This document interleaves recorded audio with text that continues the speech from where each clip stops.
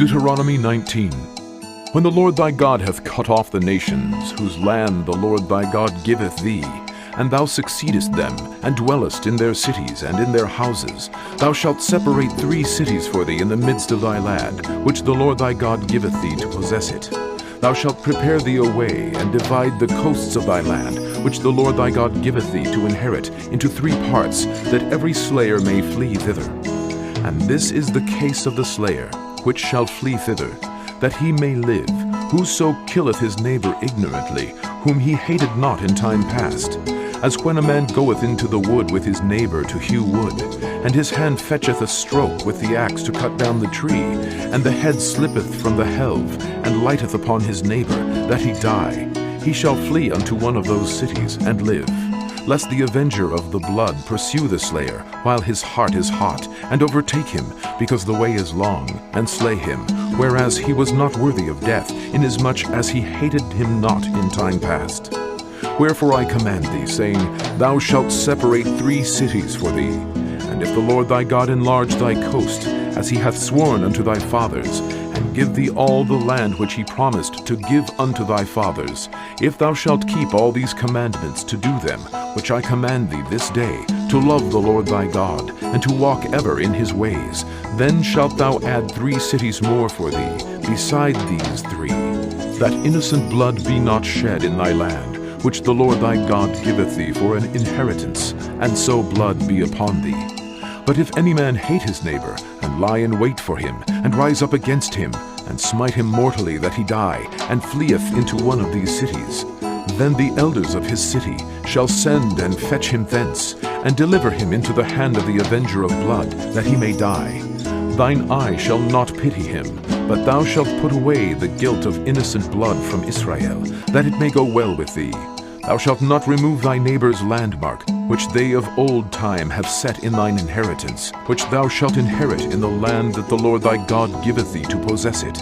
1 witness shall not rise up against a man for any iniquity, or for any sin, in any sin that he sinneth. At the mouth of 2 witnesses, or at the mouth of 3 witnesses, shall the matter be established.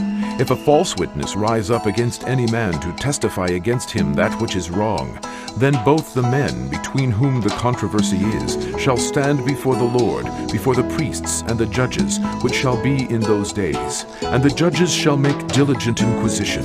And behold, if the witness be a false witness, and hath testified falsely against his brother, then shall ye do unto him as he had thought to have done unto his brother. So shalt thou put the evil away from among you. And those which remain shall hear and fear, and shall henceforth commit no more any such evil among you. And thine eye shall not pity, but life shall go for life, eye for eye, tooth for tooth, hand for hand, foot for foot. Deuteronomy 20.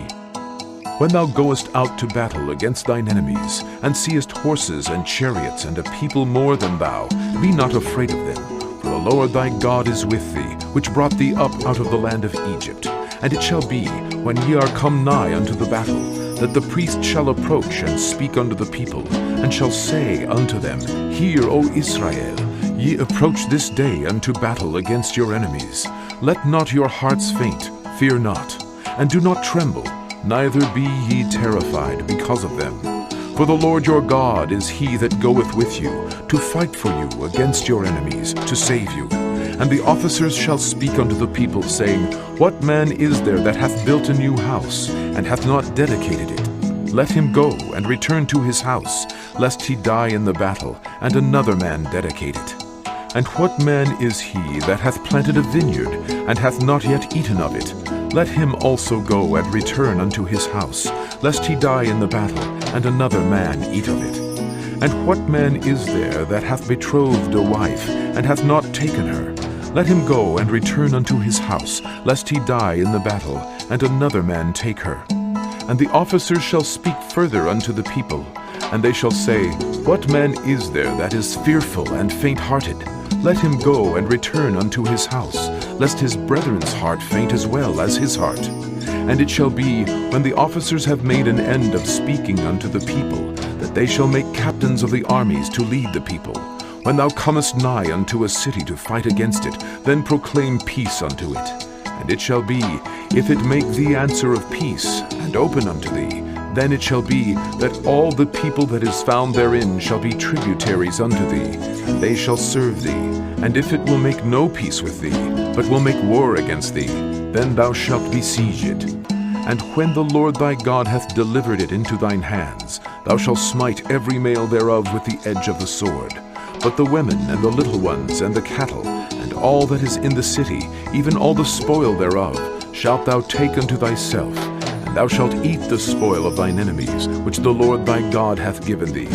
Thus shalt thou do unto all the cities which are very far off from thee, which are not of the cities of these nations, but of the cities of these people, which the Lord thy God doth give thee for an inheritance. Thou shalt save alive nothing that breatheth, but thou shalt utterly destroy them, namely the Hittites, and the Amorites, the Canaanites, and the Perizzites, the Hivites, and the Jebusites, as the Lord thy God hath commanded thee, that they teach you not to do after all their abominations, which they have done unto their gods. So should ye sin against the Lord your God. When thou shalt besiege a city a long time in making war against it to take it, thou shalt not destroy the trees thereof by forcing an axe against them, for thou mayest eat of them. Thou shalt not cut them down, for the tree of the field is man's life, to employ them in the siege.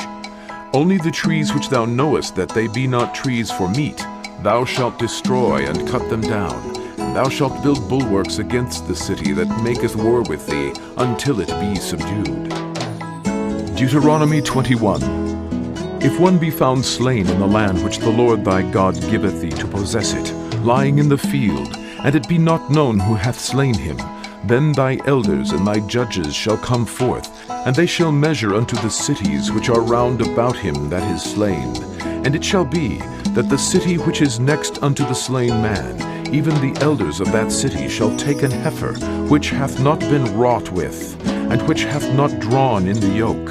And the elders of that city shall bring down the heifer unto a rough valley, which is neither eared nor sown, and shall strike off the heifer's neck there in the valley. And the priests, the sons of Levi, shall come near, for them the Lord thy God hath chosen to minister unto him, and to bless in the name of the Lord. And by their word shall every controversy and every stroke be tried. And all the elders of that city, that are next unto the slain man, shall wash their hands over the heifer that is beheaded in the valley. And they shall answer and say, Our hands have not shed this blood, neither have our eyes seen it. Be merciful, O Lord, unto thy people Israel, whom thou hast redeemed, and lay not innocent blood unto thy people of Israel's charge, and the blood shall be forgiven them. So shalt thou put away the guilt of innocent blood from among you, when thou shalt do that which is right in the sight of the Lord. When thou goest forth to war against thine enemies, and the Lord thy God hath delivered them into thine hands, and thou hast taken them captive, and seest among the captives a beautiful woman, and hast a desire unto her, that thou wouldest have her to thy wife, then thou shalt bring her home to thine house, and she shall shave her head, and pare her nails, and she shall put the raiment of her captivity from off her, and shall remain in thine house, and bewail her father and her mother a full month. And after that thou shalt go in unto her, and be her husband, and she shall be thy wife. And it shall be, if thou have no delight in her, then thou shalt let her go whither she will, but thou shalt not sell her at all for money. Thou shalt not make merchandise of her, because thou hast humbled her. If a man have two wives, one beloved and another hated, and they have borne him children, both the beloved and the hated, and if the firstborn son be hers that was hated, then it shall be, when he maketh his sons to inherit that which he hath, that he may not make the son of the beloved firstborn before the son of the hated, which is indeed the firstborn. But he shall acknowledge the son of the hated for the firstborn, by giving him a double portion of all that he hath. For he is the beginning of his strength, the right of the firstborn is his. If a man have a stubborn and rebellious son, which will not obey the voice of his father or the voice of his mother, and that, when they have chastened him, will not hearken unto them, Then shall his father and his mother lay hold on him, and bring him out unto the elders of his city, and unto the gate of his place. And they shall say unto the elders of his city, This our son is stubborn and rebellious. He will not obey our voice. He is a glutton and a drunkard. And all the men of his city shall stone him with stones, that he die. So shalt thou put evil away from among you, and all Israel shall hear and fear. And if a man have committed a sin worthy of death, and he be to be put to death, and thou hang him on a tree, his body shall not remain all night upon the tree, but thou shalt in any wise bury him that day. For he that is hanged is accursed of God, that thy land be not defiled, which the Lord thy God giveth thee for an inheritance.